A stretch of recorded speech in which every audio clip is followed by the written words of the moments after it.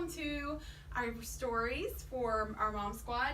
We've decided that we kind of each wanted to go through and talk about what this is for us, and kind of give others our perspectives and our backgrounds, so that you just don't think we're a bunch of nuts sitting at a table. So, this is Katelyn. She's my best friend. My best friend. Okay. You say best friend a lot. That hurts my feelings every time you say She's it my- to somebody else. She's my best friend. I'm sorry, everybody else. Besides Maggie Gyllenhaal, who will be my sister-in-law one day, and we'll be best friends. Okay, go ahead. Okay. So, I grew up in a pastor's home.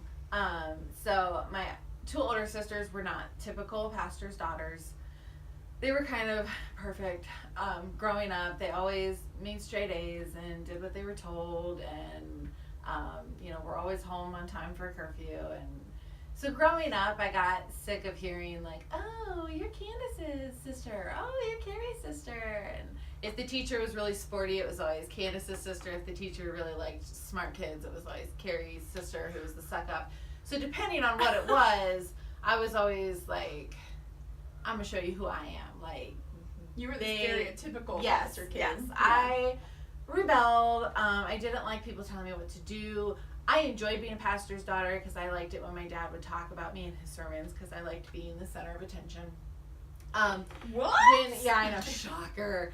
When we were out in public and I would throw a fit, my mom would be like, "People are watching you," and I'm like, "Good." Like, I liked being the center. Why So does this make so much sense? everything's coming together. I grew up, moved here to North Carolina when I was in 7th grade, or at the end of my 7th grade year. So started here in North Carolina in 8th grade. Went to private school for a while. I didn't realize what I had when I was going there. I hated it while I was there, and then I went to public school and realized I liked the private school much better. But at that point, I was just kind of trying to get through high school, like just get through it and move on. So when I was 16, I met a guy, and we started dating, and eventually I ended up getting pregnant at 17. So when I got pregnant, my dad asked me what I was going to do. Like, he's like, "What are your plans? Are you guys going to get married?" And to me, that meant they wanted me to get married. And at that point, I would have done anything to make them happy. And so I said, yep, that's the plan. We're going to get married. And so they were like, "Okay, well, let's get started." So I turned 18 in October, and about 2 weeks later, I got married. And on my way down the aisle, like, my dad and I are standing out, and the doors are shut, and they start playing the dun dun dun dun, and I go, I don't want to do this. I'm scared. I changed my mind. I don't want to do this. And my dad goes, "But they're playing your song." And I'm like, "I don't want to do this." And he's like, "Well, let's just get down the aisle and let's see." So the whole way down the aisle, I'm like dragging my feet, and he's like, "But they're playing your song." And I'm like, "I don't care what song's playing. I don't want to do this." So we get down to the end of the aisle, and at that point I was okay. And so we went through the ceremony. And that night, as soon as we walked through our house, I was like, "Get this dress off of me." Like, I felt like it was suffocating me, and I wanted to throw up, and I did throw up. And at that point, it was kind of like I knew I had made a mistake. But, I was a senior in high school, just trying to get through, and so we got through the pregnancy, and I had my beautiful baby boy, and he's awesome. He is awesome.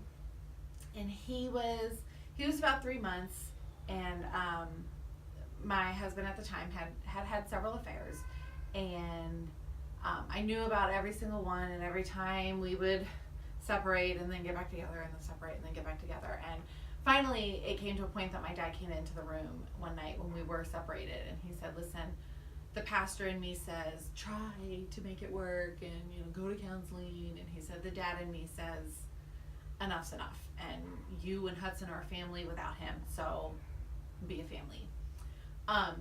So I had decided, we had tried to make it work one more time, and we had gone to a place here in North Carolina called Carowinds. It was for October. We went there for Scarowinds, And on our way home, we spent the night there in Charlotte, and on our way home, he was just like, he's like, you know, here's how I feel. I think you're disgusting. I think you're ugly. It literally makes me nauseous, the thought of having sex with you. And so I don't want to be with you anymore, but I feel like I have to, because I'm the one who did this to you. I'm the one who made you gross, because now you've had a baby and now you're gross. So I have to stay married to you, but I really don't want to, and that's why I keep having affairs.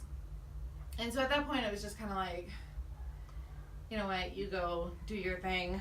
This is it. This is done. And so we separated. I got a roommate right away because I knew that that would kind of help him not come back. So the roommate worked out for a while, and then we kind of went. So I moved back in with my parents. And that year that we were separated, I just needed attention. I needed a man to say, you're beautiful. I needed to feel like I wanted to be the center of attention again, because all of a sudden I had gone from wanting to be the center of attention to like wanting to drown into the background and nobody noticed me. And so I spent a year doing anything to get any man to want to be with me. And I was kind of into a guy, and he wasn't so much into me back. And so this is when I met my husband now, and I was working at a gym and he was working out at the gym, and he came in every night. So weird to think, Ryan. I know. He came in every night at like 8:30, and we closed at 9. And so he would come in, and I'm like, who is this doofus coming in? I gotta clean, and I want to be out of here, walking out of here by 9. And he always came in at 8:30, and I'm like, you can't even get a good workout in 30 minutes. Okay, why are makes you even sense here? now. Makes more sense. We're good. He came in pajama pants every time. And so one day, like, I hadn't really noticed him so much, other than the fact that he came in late. And one day I was sweeping the floor, and I was bent over, and I was sweeping it into a dustpan. And he comes up behind me, and he goes, that looks nice. And I turn around, and I was like, excuse me? And he's like, the floor, it looks really good. You did a great job. And I was like, oh. And he's like, ha, I was kidding. I was talking about your butt. And he walks out of the door, and I was like, I kind of like that guy. And so I asked his trainer, I'm like, who is that guy? You should hook me up. So he did. We started dating, or we went out as like a whole group, and at the end of the night, like, I was throwing myself at him all night long, shamelessly flirting with him. And at the end of the night, I'm like, well, I gotta go. Do you want to walk me outside? And he's like, yeah, sure. And so he takes me outside, and I go in for a kiss, and he hands me his business card. And he's like, hey, you should call me sometime. And I was like, okay. So I'm like, this guy he is not interested in me. Why do I love this? And so a couple days later, I get a phone call, and he's like, hey, is this Katelyn? And I said, yeah. And he goes, hey, it's Ryan. And I was like, hey, I didn't give you my number. Why are you calling me? And he's like, oh, well, funny story. I went to Walmart, and on the back of the stall, it said, for a good time, call Katelyn, and it gave this number. And so I thought, let's try it out and see if it's the same girl. And I'm like, okay. So he asked me out on a date. We went out that night. How did he really get your number, though? The trainer. Okay.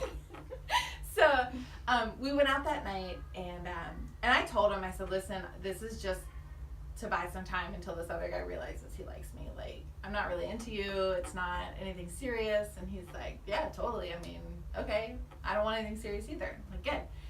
And he told me, he said, you know, I don't want to ever get married. I don't ever want to have kids. You're lucky you have a boy, because I hate girls. Oh, God. And so that night, I got pregnant. And so 6 weeks later, I go to break up with him, because I'm like, it's just really not working out. And he's like, that's fine, but you need to take a pregnancy test, because you're just kind of weird. And I was like, okay. So I took a pregnancy test, and it was positive. And I was like, oh, crap. Dang, he's right. And so we decided that we were going to try to make it work. And a year later, we were getting married, madly in love. I mean, we did end up falling in love, and he now has 3 of his very own daughters. that he hates girls. He adopted my son, so my son now has his last name, and he, those two, it's like they were meant to be. We always joke that he couldn't have any boys, and so I had to bring my own into the relationship. But they're so much alike, and they're so fun together, and they're good. You guys are a good team, so it worked. The Yeah. whole team, the whole Ackerman crew is a good crew. well, we're crazy, and we have a lot of animals and a lot of kids and a lot of toys, like 4-wheelers and stuff, and we're crazy and wide open, and That's why I like you guys. I know we try to be fun. And it's just Ryan and I always joke about how like we were just entertaining each other until something better came along, and then we realized that we were exactly what we were looking for, and Exactly what each other needed. yeah. And it's funny that he was, I'm never getting married, I'm never having kids, and he is one of the best husbands I know. He is one of the best dads I know, and he's a dad for everybody. Like he takes up. He is. He's pretty paternal, which is funny because Yeah. you never And know if he's serious or not. We always joke about how like between kids and animals and vehicles, like we don't let anything go. Like if we see a dog on the side of the road, we're both like, oh, we need to have it. If We see that see- Crown yeah, Vic if for we $200. see- Oh, I'm getting that one. If we see a kid that needs a place to stay, we're like, oh, come stay with us. If we see a car that's abandoned, we're like, ooh, I wonder how much that is. What if we can fix it? So that's us. That's our story. That's my family. So my favorite thing about you and Ryan is you have a dream of Yeah. what you and Ryan are submit to be doing. Yeah. What is that dream? We are supposed to be Chip and Joanna. Like they are living our lives. Yeah. Yes. Really though. The kids and everything. Yeah. Like, She's one up on me now. She's one up and you're done. I'm so. done. So So thanks, thank you. thanks Joanna for Thank you beating for me. sharing your story with us. So definitely if you have any comments or questions for Katelyn, comment below. Definitely subscribe and we'll see you next time. Thanks. Thanks, guys.